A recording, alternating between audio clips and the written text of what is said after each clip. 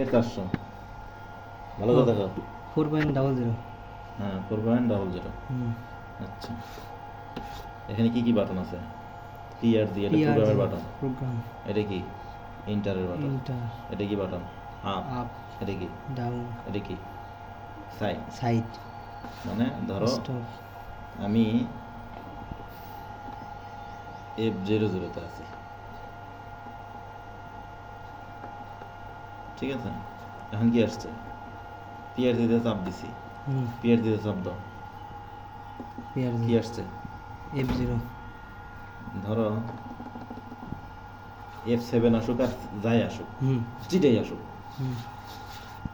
F0 বানাও 0 enter দাও এবার কত আসছে F000 F000 এবার F002 বানাও তো দেখি F002 F002 বানাও হ্যাঁ এন্টার দাও 002 বানাবো হ্যাঁ এন্টার দাও কত আছে 1 স্টপ বাটনে চাপ দাও স্টপ স্টপ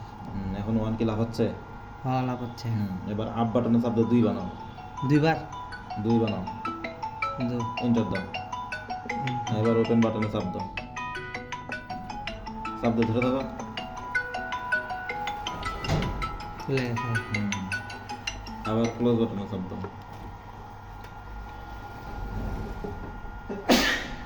বন্ধ আছে আচ্ছা এবার এবার আবার আগের মতন করো আবার ইয়ে F002 তে দাও কারণ F003 আছে 2 বানাও এন্টার দাও আবার স্টপ বাটন চাপ দিতে হইব না হলে নাম্বার চেঞ্জ হবে না স্টপ বানাও এবার আপ ডাউন দিয়ে ডাউন দাও 1 বানাও এন্টার দাও এবার প্রোগ্রাম থেকে বের হয়ে যাও এটাতে বের হবে ঠিক আছে তাহলে আবার আগের মতন হবে তাহলে যদি তোমাকে বলি ডোর অপারেটর ম্যানুয়াল করে দেখো চলে কিনা তাহলে কি করবা তখন আবার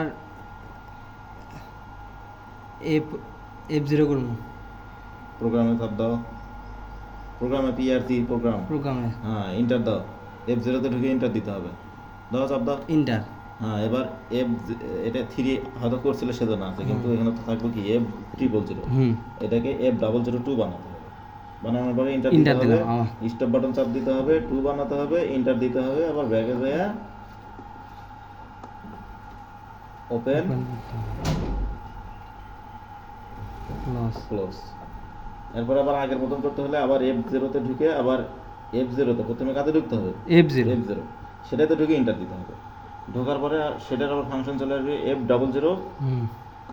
F000 আসবে F000 কে আবার F002 বানাতে হবে বানানোর পর এন্টার দিয়ে 2 থাকবে এটাকে স্টপ বাটন দিয়ে ইন্ডিকেট করে ডাউন দিয়ে 1 বানায় আবার এন্টার দিয়ে ছেড়ে দিতে হবে তাহলে সে আবার অটোমেটিক হয়ে যাবে ক্লিয়ার ওকে